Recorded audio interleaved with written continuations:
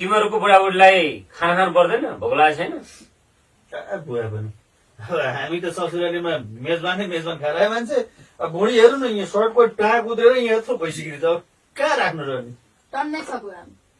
अनि तिमीलाई चाहिँ भोक लागेको छैन? खाना खानु पर्दैन? नै बुवा, मलाई भोक लागेको छैन। अब खाए म त सुरु गरेँ। तपाईँ चुप लाएर खानुहोस् न बुवा। कान्छी बुहारीलाई मैले बनाएको खानै मन पर्दैन भन्छन्, त्यही भएर नखाकी होली नि त। होइन सन्चो भएन होला, त्यस्तो होइन दिदी। कुरा काट्नुपर्छ र।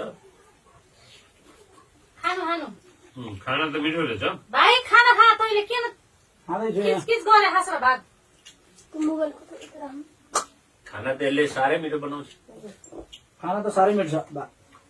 हो नि बुवा, अब सानैदेखि खाना बनाएको थिएँ 7 वर्षदेखि, अनि त्यही भएर अहिले जाने भएर होला नि त मिठो भएको।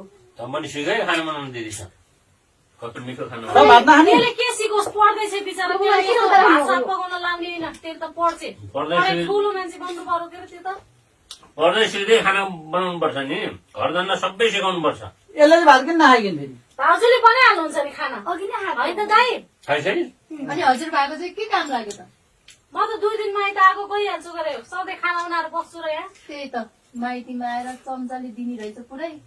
हात पनि रहेनछ क्या हो। अनि के गर्नु त, हातमा यहाँ अप्ठ्यारो भएको छ। अलिक कुरा